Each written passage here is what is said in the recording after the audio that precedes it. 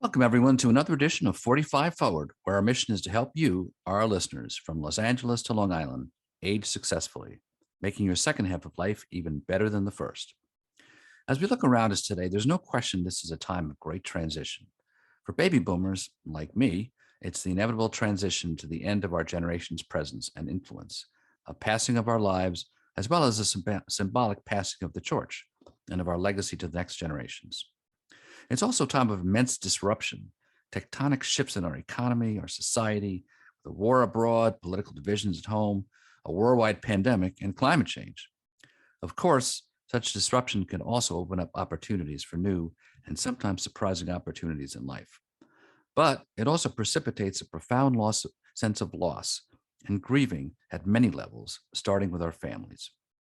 In today's conversation, I'll be talking with Susan Capurso, the owner of East End Doula Care here on Long Island, New York, who is widely recognized for her remarkable work guiding and supporting individuals and their families, emotionally, practically, and spiritually, through an end-of-life journey.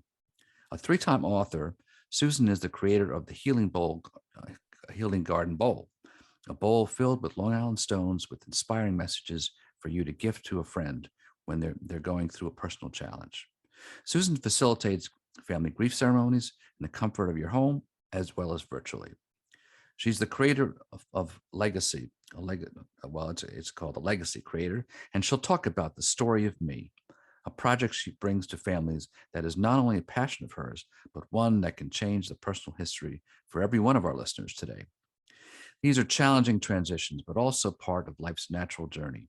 And if we address them with care and openness, they can provide an invaluable opportunity to support and honor both ourselves and our loved ones. So now it's a pleasure to introduce my guest, Susan Capurso. Susan, welcome to the show. Ron, thank you very much for having me. What a beautiful introduction, and it's great to be here with you today. Yes, and may I say actually for our audience, welcome back because you've been here before. This is a performance. You were here more than a year ago, but a lot's happened in a year, and there's lots we can talk to since that time because you have new Sure. programs and things that you're working on. So, but before we get into them, for our audience who may have missed our previous programs, and I'll let them know when that previous episode was during one of our breaks. But just give them a little bit of a view about how you got to be an end of life doula. It's an interesting job. It involves a lot of different components. So tell us a little bit about your own personal journey to this place where you are now. Well, thank you, Ron. Yeah, it sure was a journey. So I've been in the flower business since the day I turned 16. Wow. Beautiful business. Owned a shop of my own for a while and eventually went to work for 1-800-Flowers.com, Mm-hmm. working with all their franchises around the United States. And it was a stressful job, and my face was in spreadsheets all the time. Mm-hmm. And I knew there was something more to life in my second half, as you talk about, but I just wasn't sure what that was yet. And then my husband passed away at age 52. This was 8 years ago, Mm-hmm. of the flu, the regular flu, Wow. believe it or not. And I spent 55 days with him in the university hospital. And that was the beginning of my incredible journey. Mm-hmm. He had passed, and within a 2-year period after that, I lost an additional 13 people in my life, close Wow. people, like my mother, my sister, my brother, my aunt and uncle, my cousins, my best friends, my two neighbors. Although they were Wow. 99 years old and passed 2 weeks apart, they lived a nice full life. But I knew somehow through all these losses that we just weren't dying right. Mm-hmm. And there needed to be other things that we can do to help grieve, to help with the healing process, and to help us move forward in life with each other as a family, not individuals by ourselves, alone Right. in the journey. Right. Right. So that's where I got started. And I heard about an end of life doula and said, oh, I have some experience in this realm now. And I looked into it and I soon became certified and I started my practice now about 4 to 5 years ago. I Mm-hmm. started looking into this and here I am today. Yeah. Yeah. And I'm sure while many people are more familiar with a birthing doula, I think Mhm. now an end of life doula is coming into focus as unfortunately, a lot of it's, the pandemic all of a sudden has shined a light on the fact that, holy cow, there is a lot of grief and loss around us, and people are not prepared for it. And I think that, you know, in terms of moving forward, I think people, you're, a legacy creator. And I think that one of the things that people have thought about in terms of, preparing for eventualities or sudden losses is, in a financial sense, that they look at their estate, they look at their paperwork, their advance directives, but they don't look at your concept of legacy is very different. So talk a little bit about that. Yeah, so I just wanted to mention though about doulas, Ron, that Hmm. you'll see more and more doulas that are certified and coming to the table now Okay. to help not only the individual but families navigate this time. Okay. So like birthing doulas brought babies into the world in a warm celebratory way. That's what end of life doulas do for the whole entire family. Okay. I even help fulfill bucket lists and do life reviews and make amends with other people, anything undone to Okay. help that person come full circle and bring some peace into their life before they go. And Okay. it relieves a lot of anxieties within the family and knowing what's to come and what's going to happen next. Right. You're So right. different doulas specialize in different areas, Ron, and Yeah. mine happens to be a legacy work because so important to me. A legacy, what does that word mean, Ron? It means to gift. It Hmm. means to gift. And I feel that by people living a creative legacy, like the one we're talking about here, it's one of the most valued treasures that any one of us possess, including all your bank accounts and all the jewelry in your box. Hmm. So a creative legacy is something tangible that a person can hold in their hands that will provide them not only healing and comfort when you're gone, but it'll provide you wise words and education year after year and generation after generation. And you could think of it this way. We all have favorite authors that we love, right? And we heed their advice and we follow them and read their books. But what happens when they leave the world? And they eventually will. We Right. continue to pick up their books, to read, to listen, to review, and follow their advice as if they're a close friend. Right. Now, every one of your listeners here has that gold nugget that they can pass on Right. to their families because you have a lifetime of learning, experience, and advice that you can offer. You can help so many people moving forward just by sharing the contributions that you made in your lifetime and share it, Ron, with your very old bloodline, your own bloodline, Right. these future generations that you're never going to get a chance to meet. Right. Right. So a creative legacy is really a reminder of who you are, what you loved, the things that were most important to you, and now and in the future. It's about what made you happy along the way. It's Right. about your entire story, what kept you physically, emotionally, and spiritually tethered to this earth. Right. Right. We make Yeah. powerful connections with our future generations by leaving this. You're leaving them roots, you're leaving a heritage, and you're validating their existence in the world. Right. You're Right. giving them more confidence, and this is an extraordinary gift. Right. Yeah, absolutely.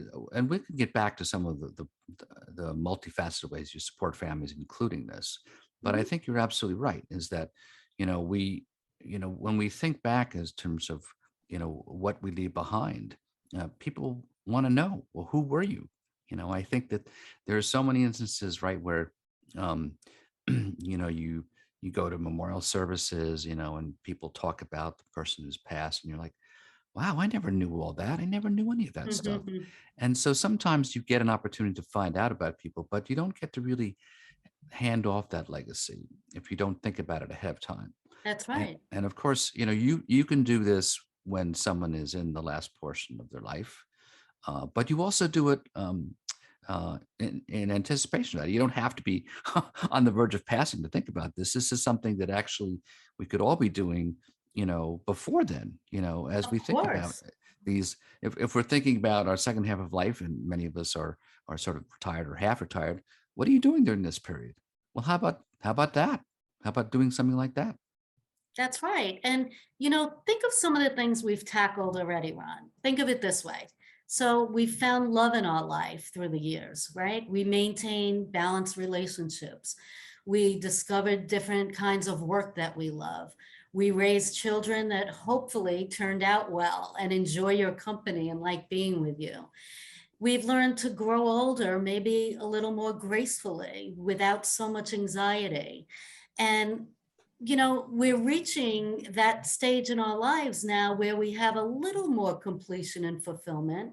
And these are things that we're knowledge about, things that we've already done and been through.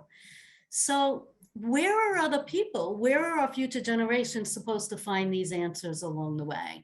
And how do we possibly live that well-rounded life in a shorter period of time when we didn't get that extra textbook in school showing us how to do that?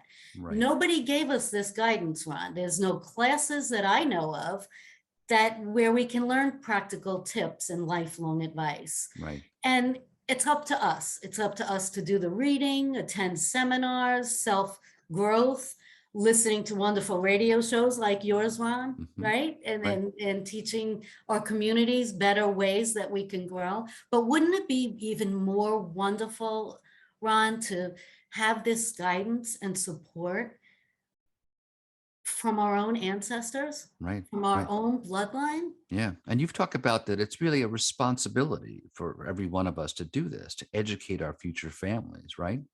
It is. You know, we tend to worry about our health, our children, our marriages, our jobs. And, but where can we really find that lived reality Hmm. about life? You know, one that has stood the test of time, one that has made it through, one that can help us figure out how to make the best of our lives. So as we age, right, we've gone through rights and wrongs and how we could have done things better or differently, but there's a much bigger picture because, you know, Ron, as we age, we begin to appreciate the small pleasures in life. Hmm. Hmm. We begin to slow down a little, you know, and we become the experts. And learning these things can help a person become the best that they can be a little bit earlier, Right. Right. earlier in their journey. And I really want your listeners to think about this one and think about that it is a responsibility to your family members and to your own future generations. Hmm. So they have some answers to these questions and they don't have so many doubts in their life.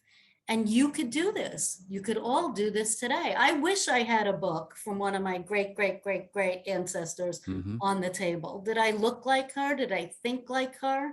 It would give me more confidence to know that she made it through, and so will I, Right. Right. right?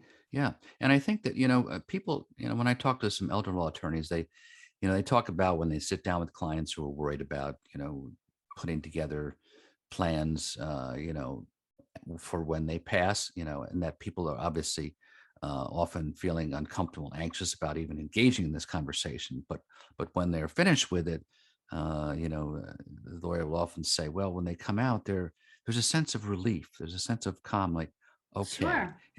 I put this in place, I feel better. And I think that people might feel the same way about once they finish this process with you, about a sense of, okay, that's a little That's bit of a complete. de-stressor. Yeah, that's done. That's or it may continue, but at least a good piece of it is done, and that you've really accomplished something and You done know, something. it's a huge accomplishment, Ron. I worked with a client just most recently, and she was 92. Hmm. And I delivered the book, and she held this book in her hand for 2 weeks, showing everybody that came in and out of the door. This is the story of my life. Look at this is who I am. This is what I was made of.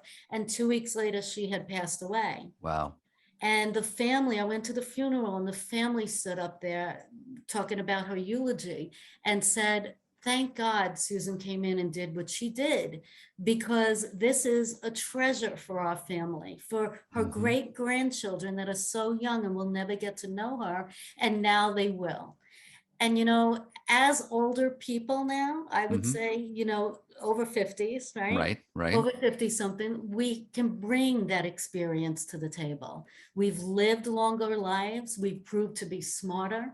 We solve problems now and we make better decisions than we did when we were younger. And we can offer that unique sense of guidance and support to family members. And sure, our younger generations can listen to Ram Dass and his wise Mm-hmm. words, Mm-hmm. or they can listen to yours. Right. So older generations do have this rare golden opportunity to pass on these lessons to help your families thrive Right. in this difficult world. Right. Right. So we're going to have a break pretty soon, but I want to at least start talking a little bit about some of the actual process of how you do this. Okay. So yeah, how do you start the process? If I said to you, listen, Susan, I'd like to create my legacy book. How do I start? Okay, so I've worked with younger people. I'm just finishing up with a 40-something-year-old, believe it or not. She has her reasons for doing this. Mm-hmm. And I'm working with 90-something-year-olds. So I come into wherever you are in your timeline. It's a 4-week project, and we could get together on Long Island in person or virtually, just like this, a conversation over the Mm-hmm. computer. And I take your audio after about 10 hours of conversations Wow. of asking you questions and prompting you back into yesterday, today, and tomorrow. That's how I separate my 3 sections. And I take all that and weave it and design it into this beautiful creation for you to pass down to your Mm-hmm. family. And what is it? I guess it could be a scrapbook, right? It could be a compilation of audios and videos or Well, tapes. no, no, no. So the story of me is Okay. just that. It's a 12 by 12 hardcover book. Oh, okay. There's over 50 pages in it, but the pages are like those new wedding pages that they don't rip. They're like Right. cardboard now. Right. So that they'll stand the test of hundreds of years to come, more than Okay. that. Right. And I combine that with words and text and a story. And I'm the ghostwriter, so to speak. So everything is in your words, and Right. I combine it with photos as well. So Right. it's a beautiful compilation that they'll have for a long time. I used to just audio on and then give the family members little, the little USB things that you Mm-hmm. could just stick in your computer. But there's something so powerful about having this tangible treasure in your hands. Right. Right. Yeah. Okay. Well, listen, we have much more to talk about, but we're going to take a quick break now. So when we come back, folks, we'll be talking much more with Susan Capurso about the end of life journey and her role as an end of life doula. So don't go anywhere. Signature projects helping people put together the story of me. So I wanted to continue talking about that a bit, and you and I've talked before about the importance of thinking about doing these kinds of projects sooner rather than later, because the unexpected can happen without a moment's notice. So I know people don't want to think about that, but what can you tell us about that process? Well, Ron, we don't want to think about the unexpected things that happen in our life. Nobody Right, does, right. right? So they just don't think about those things. But they happened. They happen. This is reality. And we're generally all here for about 100 years. We know this. Hmm. Okay. But things happen in an instant. My husband was 6'8", almost 300 pounds, and he was the life of every party, including my living room. He made us laugh, and life was just very different with his presence around. And suddenly he just gets the flu one weekend and needed to go to the hospital, was having a hard time breathing. And he Hmm. was only 52. Wow. Okay. So his great grandchildren and great grandchildren will never get to hear his hysterical memories and stories and comedic nature that he can bring to the table, because I can't possibly do that. Right. I remember some of them, but I didn't share in them. My feet were not in his shoes as he went through this. So only you can tell the stories. Right. My sister, 10 years younger than me, she had 3 children, little children that she left behind because she fell and had an accident and hit her head. And she left the world much too soon. But now her children won't get to know her. And she Right. never thought anything would happen like this until she was well into old age. My aunt suddenly received a dementia diagnosis, Mhm. and she can't share the unique stories about her and my uncle and all the traveling they did over the years, just because she can't. with Hmm. this diagnosis, with all the people you talk to, the Right. memory issues that set in, and you just won't have that capability from one day to the other. And, there's so many other examples, but just know that, these things happen.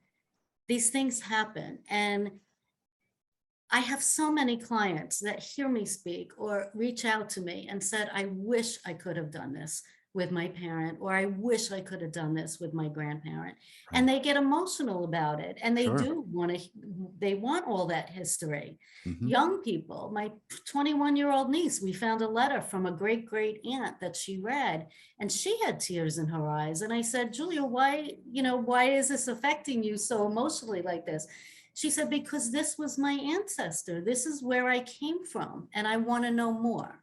Right. Right. So things happen, and you need to think about it while you're really healthy and vibrant today. Yeah. So I say, if you're over the age of 65, you have enough stories and memories and experiences to share with the world. Right. Right. And I think you do learn a lot about the process and just going through it. I mean, I think that you learn yourself in doing it for yourself. It's an opportunity kind of to engage with others, to find out things, to ask questions of others as you put this together. It seems like a real opportunity for growth in terms of Definitely. understanding yourself and understanding, your relationship to Definitely. people. Yeah. Yeah. Because it also lets you review and reflect on Hmm. how far you've come. Right. And that's the beautiful part, that you only think of your history and your past in a certain way, and one way in your mind, in your own thoughts, your everyday waking thoughts that you can Right. repeat yourself 500 times. Right. But when you see the whole timeline and the whole picture, that wow, you raised 5 beautiful children, and you were the light of the neighborhood and had all the kids come in and cook for them every night and shared some of your recipes in this. And when you realize, wow, I've done a lot in my life. And I'm talking, I work with people who haven't been successful in the business world and haven't accomplished things and gotten awards and done all kinds of amazing things. The simple things in life, Right. but the Right. important things that Yeah. need to be shared. Yeah. And Yeah, I think it sort of takes you, when you go through this experience of sitting down and looking at old photo albums, so it evokes a lot of things in there, about the experiences, where sure. you were, what you did. But what you're doing takes it to another level, where it's not just like, well, that was an interesting photo. Well, that was a great trip. But it's like, well, what really mattered to me, and things That's right. that, what were my favorite songs? I mean, like, I know a little bit about my parents' favorite songs, but if to sat down with them and ask them, and had that opportunity to engage in that conversation, that would have been fabulous, to really do that more, and now I'm trying to recoup somewhat. We have all these albums, and we have, letters and cards and things. So I'm going to Hmm. try to sit down this summer with my brothers to do this. Um, Sure. but to have done it prospectively going forward, I think that would bring the most value. But so. What's great, Ron, is the questions aren't matter-of-factly questions. Hmm. Well, maybe on the very first page, we want to Right. know where you lived and when you were born and your parents and things like that. But then the questions are so much deeper, and they're questions like, what did you value the most in your lifetime? What Hmm. brought you the most excitement as you were getting older? And these simple questions, they're not just answered with one sentence. People go on tangents Hmm. because they start remembering. Right. Right. And all of this flows, and that's the important part of my audio. So Okay. even though we've spent 10 action-packed hours together, the real part is coming home now and weaving this into your story, Hmm. and getting it all in writing, as you Right. know how powerful writing is, Ron. Right, right. So let's just transition a little bit to so you have a lot of other as they say, tools in your toolbox, Mhm. therapeutic tools. And so some of them, involve the story of me, but you also, let's talk a little bit about some of the things like your healing bowl. You know, what's the The concept healing behind garden that? came to fruition and only probably about 6 months ago. Okay. So being in with East End Doula Care, these past years, I've wanted to offer some kind of product on my website, Hmm. something that can really help people um, in their process, whether it's grieving before a loss, after a loss, and I never knew quite what that would be. Right. And then I came up with the idea because I meditate Hmm. and visualize, and I Right. know how important it is for people to just sit still and Right. be Hmm. and learn how to deep breathe.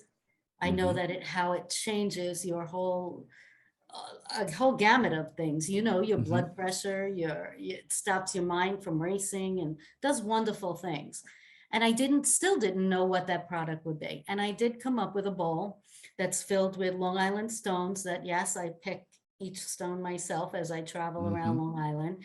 And I put inspirational messages on them. Okay. And I resin them, and they're nice and shiny and glossy to the touch, and they're in a beautiful bowl that you keep on your end table. And I have instructions on them. Each morning for 5 minutes, you meditate and sit and be still and reflect on the message for 5 minutes. Hmm. Anybody could do this for 5 minutes and then do it again for 5 minutes at night.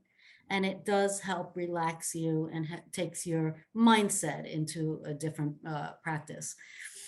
And I really believe in this. I've come up with 5 themes since I started. One is for grieving, of course. There's one Hmm. for pet loss. That's Okay. very big. People love their pets, we know. Right. One Right. is for the caregiver. Caregivers are not appreciated like they need to be appreciated. Hmm. One is for a cancer diagnosis, and one is for spirituality with some Hmm. scriptures on there as well. Right. Right. Now, do you, when a person's interested, do you sort of sit down with them and figure out what kinds of messages to put on there, depending upon the No, person? I don't. I don't. Hmm. I took a long time to come up with, I have a dozen stones in each Hmm. bowl, and I Okay. came up with a long time. I mean, I researched, and it took me a long time to come up with these certain messages. Okay. So they're already on there for that particular theme. However, there is a place that you can, if you'd like, I can make personal messages that you can put Okay. on the rocks as well. That is an Okay. option. Yeah. Yeah. Yeah. I think there is something very profound about the tactile sensation of being able to touch something as you think of something, and I think that that's Sure. an interesting notion. I mean, um, I often, when I've gone on trips, I've taken rocks home from me, and it's like, okay, that rock was from Sedona, that rock was from here, that rock was there, That's and right. We all and do. yeah, you got to be careful. Some places you're not supposed to Yes. take rocks, Says do so not take right, do not take rocks. rocks from here.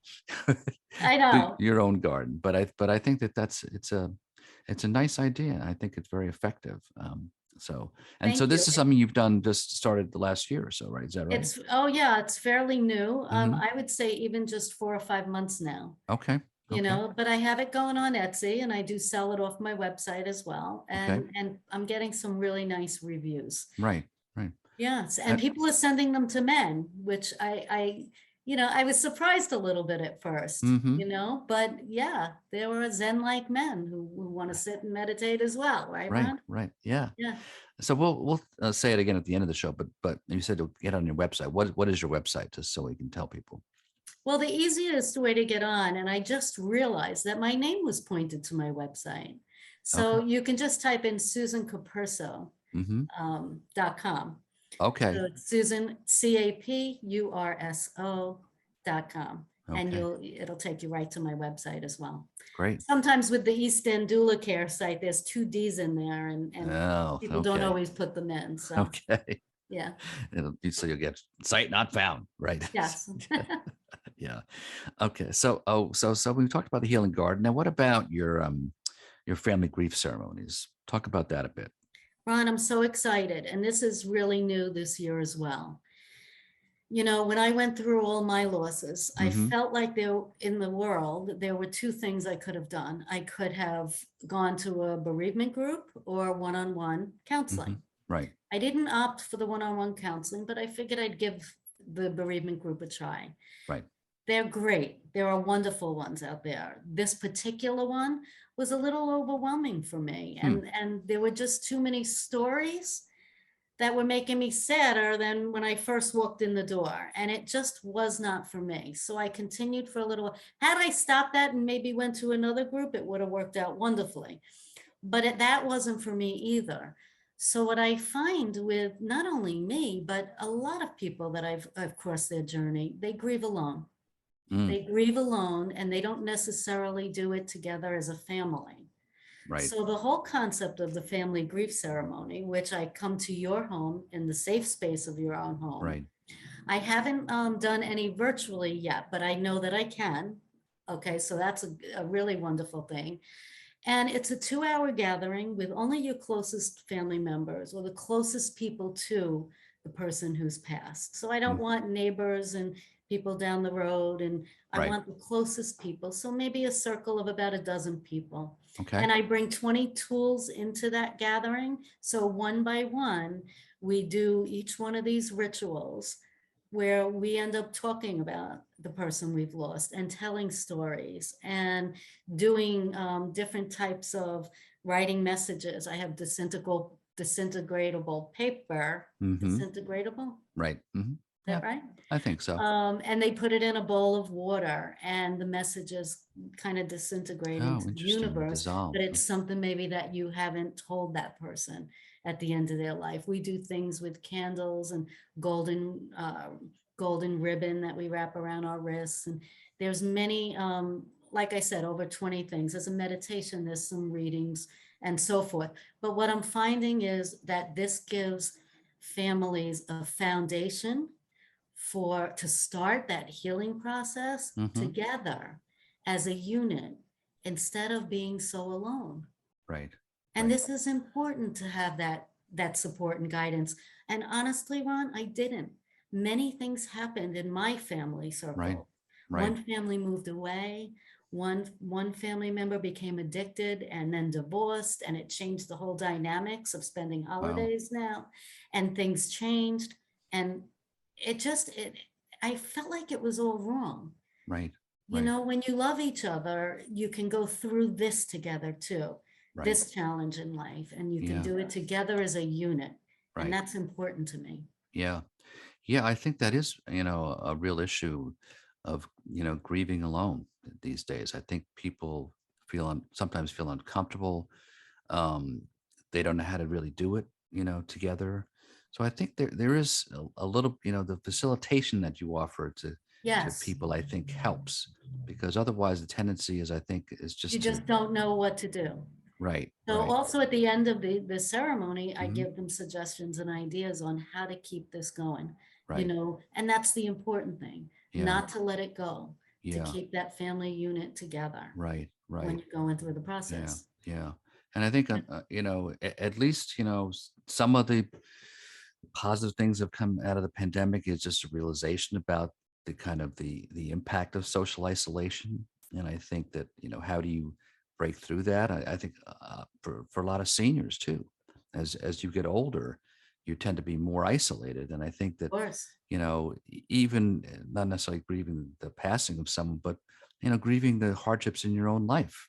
I think that there's a, an aspect of how do you do that? And I think most people just tend to, try to be the rugged individual American, and there's nothing wrong with being rugged and taking right. responsibility for yourself, but recognizing that we are together and that, now, are you doing this also more with friends as well as family members? Or what's the relationship of, others outside the family? I guess you sort of keep it for close friends, right? I mean, it's not. Well, as far as if you mean, do you mean for my family? No, no, Then, from Ron? no, no, for Oh, okay.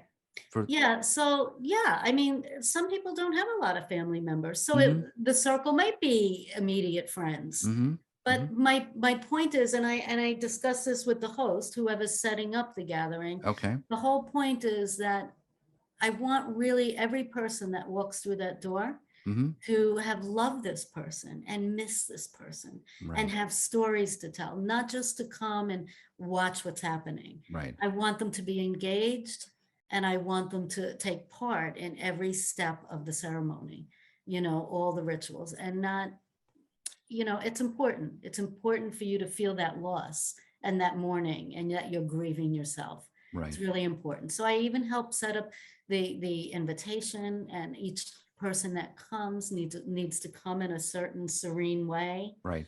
um, and bring three things with them when they Hmm. come to the gathering, because that will be part of our process as well. Interesting. Yeah. Yeah, Yeah.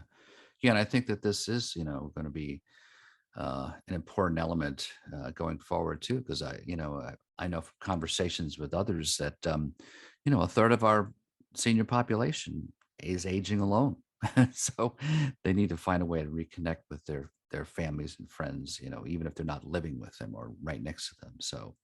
Um, so listen, absolutely. yeah, go ahead, yeah, Yeah, no, and I agree. That was well said, but it really takes a person to step up and be the mindful one, and right, want to focus on this and right, want to bring the family together right. and to take the steps to implement it. Right, right. Yeah. So Susan, we're gonna take another quick break, Okay. but we'll be right back, folks. So don't go anywhere. We have a lot more to talk about in our last segment with Susan Capurso. So don't go anywhere. We'll be right back. Welcome back, folks. We're talking today with end of life doula Susan Capurso. Before the break, we were talking about her healing garden, her family grief ceremony, a lot of her projects and programs. So I wanted, in our last segment, I wanted to just give her an opportunity to tell us a little bit more about how people can, sort of an action list, how people can get started themselves on these various things. That's great. Thank you, Ron. So I have about five different ways that you can Hmm. get started on your own journey. And the first would be to jump on my website, susancapurso.com, and I have a free legacy starter kit on there. Hmm. So it's a bunch of documents and that you can download onto your computer. And I start you with some of the questions that you can print out and fill out. Or secondly, you can have a friend help you. Find a good friend or a family member, even your grandchildren. This would be a great project to do with your grandchildren if you have them, and spend time with them and connect and have them ask you some questions. There are many books in on Amazon, on Barnes, at Barnes and Nobles, all about leaving your story and leaving some memories down. Hmm. So you can pick up one of these books, or you can go on Amazon on my website and pick up Remember Me, the Story of My Life. And that's filled with prompts that I wrote that will get you started on that journey too. And another thing you can do is really pick up a journal for yourself. And it can be a black and white marble notebook that your kids had in the closet, but it can be a beautiful journal, one that you like to touch and pick up every night. And even if you filled in a couple sentences each night, eventually you're going to have something really nice in there. But break it into three sections. Okay, so talk about yesterday, talk about today, and then have a section in there about tomorrow. Hmm. So start with yesterday, think about your earliest childhood memories. Think about the things that were on your wall when you were 5 years old and the toys that you love to play with. And just think of every memory that you possibly can. And as you're writing, something magical starts to happen. You might just be answering the question that you think you're writing about, but then you'll start to go off on a tangent and the memories will just naturally flow. This is how it happens. And we don't think it will because we're so used to thinking of our same memories every day, Hmm. right? But that will happen. Keep it on the coffee table, and 1 or 2 nights a week while you're watching TV, jot down a couple things. Hmm. You know, all in all, you could pick up the phone and give me a call and ask me for more information Right. regarding the project. Of Right. course, you can do that. Right. It's a really fun project. And I know with my clients, it gives people something to look forward to every week too. Right. I have a lot of grandchildren that are buying this gift for their parents or their Hmm. grandparents, and I can send them a gift certificate as well for this Right. because they That's who like you to know are. that it was a gift. Right, right, right. Yeah. Um, and so you have a number of books that are out there. So you've got the Remember Me, Uh-huh. but you have the Sands of Time, right? Right. The Sands of Time is one, no, not the Sands of Time. Coming Full Circle, Ron. That's the name of the book. It's Okay, one but 100 tools, tips, and ideas to bring into your life at the end of life when right. you have a terminal diagnosis. Okay, So there's 100 things to go through, all different kinds of niche Okay. topics. Okay. The Sands of Time, you're thinking of my YouTube Oh, channel. your YouTube channel. I see. Okay. Sorry Yeah. about that. So I Yes. started this with a lovely woman, Lisa. We started or about a year ago, a little over a year ago. We have about 56 videos up there right now, Okay. talking about topics that people just don't want to talk about or Mm, that you don't hear about anywhere else. And right. it's just a conversation, but we talk about before, end of life, during, a Hmm. transition when somebody is passing, and then Right. after they pass as well. Right. Right. And you And can find that information on my website as well. okay. Okay. So susancapurso.com. Right. Right.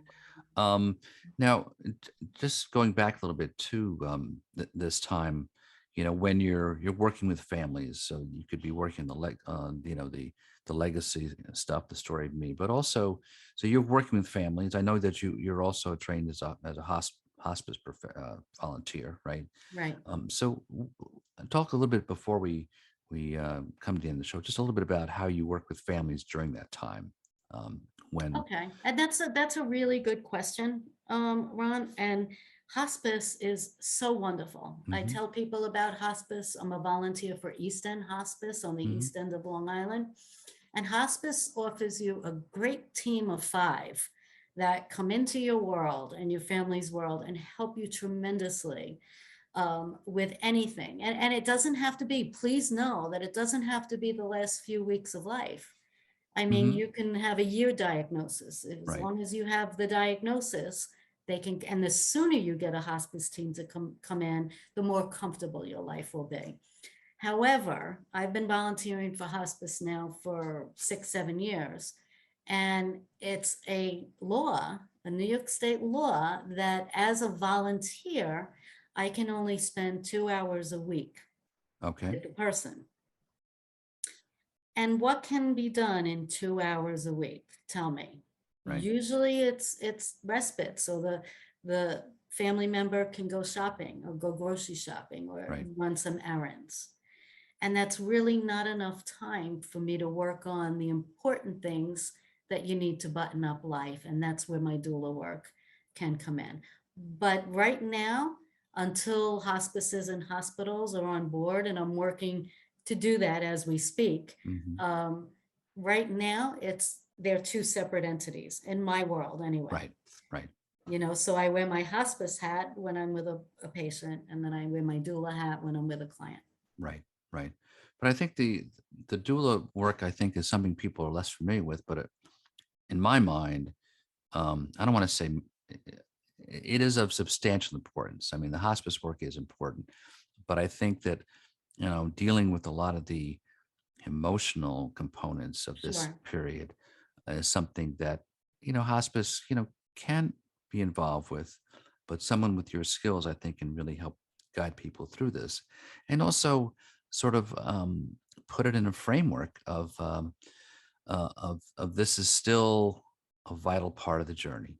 Of course. It's not just a decline.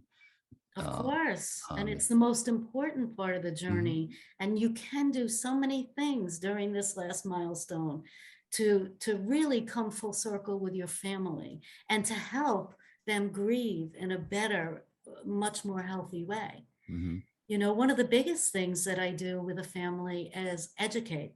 mhm, Okay, so I let them know, as our bodies shut down, no matter what kind of diagnosis you have, most of the time, not always, but most of the time, our bodies shut down in the same way, or organs shut down in the same way. So when I can educate a family on this, and then months down the road, when a person's going through transition, and I hold their hand and I say, remember, we talked about this? mhm. This will start to happen now. Right. This is what you're going to see. This is what everybody will, and this is what we can do. Right. And it alleviates so much fear and anxiety within the family as a whole, Ron. Right. Right. It's really important. Yeah. Yeah. And do you have a separate process for after someone passes? Is there a follow-up process of grieving with the family and counseling and grievance sessions?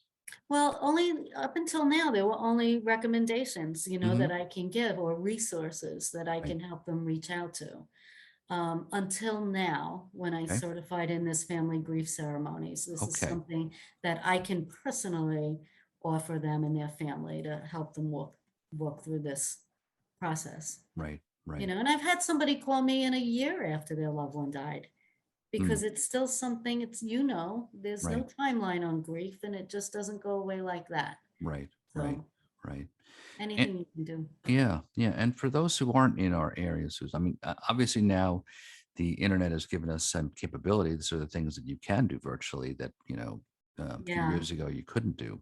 But Yeah. but how do people not only find you, but are there ways they can find doulas elsewhere in the country? There are. So there are a couple organizations right now. One is Hmm. doulagivers.com. Okay. One is NEDA, NEDA. There are a few. All you have to do is a Google search for end of life doulas, Okay. and you'll see the main. And they have directories, and do certified doulas that have the badge and all that. You'll see them in the directories, Hmm. and you can contact somebody in your area. Right. If you're at a loss, I mean, my phone number, I can give you my phone Sure. number and anybody can call me and I can make that connection for them. If they need help with that, my phone number is 631 946 8100. Okay. And I will put that on my website, roelresources.com, and click Sure. 45 forward, and people can find your episode. They can listen to the episode there too, as well as your resources there. So I'll have your phone number there if people didn't have a chance to write that down.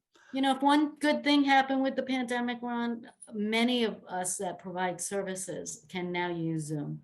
And that's a beautiful thing, Right. because I can do many of the things, including the book and coaching with the family when they're Right. going through these times over Zoom. So Right. that's a Right. wonderful thing. And you just mentioned, you can find certified doulas. Just before we close, just a little bit of background. So what's involved in the certification process, so people know? Well, most of the certifications are done actually in under a year. Okay. Okay, it doesn't take many years. And it's just like you're taking a college course. It really is. And you go through all the aspects of emotionally, physically, spiritually, um, everything that needs to be done. And it's a matter of videos and the right training and some you really need. And if you're interested in becoming a doula, this is Hmm. important to do your research Okay. because all of the organizations that are teaching now offer a few different things. They Hmm. have their own style of teaching, just like schools are. And find what's right for you. Find what feels good. Go with your gut. Go with your intuition. Or you can always reach out, and I can and discuss things with you and help guide you in the right way. But also know that if you're ever looking for a doula for your own family or friends, to really interview your doula. Hmm. Find out what they bring to the table. Many doulas specialize in many different things. Mine happens to be legacy, Hmm. creative legacy work because I write, I'm a writer. But other doulas, I've known a doula that was a massage therapist her whole life. So now she brings in the power of massage and touch therapy Hmm. in with her clients. I know another doula who was a veterinarian during her life. So she brings in pet therapies for her clients. Right. And so everybody specializes and has different branches of what they offer. Right. So Great. look for that and research. Great. Thanks so much. Well, Susan, once again, you've been a terrific guest with a really important message and information. We can keep talking. There's much more to talk about, but before we end, I just wanted to review a couple of things for our audience. Just again, people want to get in touch with you. The best way is email and phone, right? Or just can they just get your contact information from your website, Yeah, susancapurso.com? everything's on there. They can email me. My phone number's on there, 631 946 8100. Okay. Find my email on there and they can visit all the different types of things that we do as Right. doulas. That's Yeah. great. That's great. Okay, folks. Well, again, tell your friends if they miss our conversation today with Susan, they can listen to it as a podcast on voiceamerica.com to search for my show, 45 Forward. You can also find it on Apple and Google Podcasts, Spotify, iHeartRadio, or especially go to my website, roelresources.com, and just click on the 45 Forward tab. Get some more information about Susan on my website. If you have comments or questions for me, you can email me at ron@roelresources.com. And be sure to join me next Monday, 12 noon Pacific, 3 p.m. Eastern Time, when I'll be talking with Linda Grattan, one of the foremost global experts on the future of work, which is something that we've all been thinking about as we know, as the pandemic has changed the way we all work today. So until then, folks, keep moving forward, 45 forward.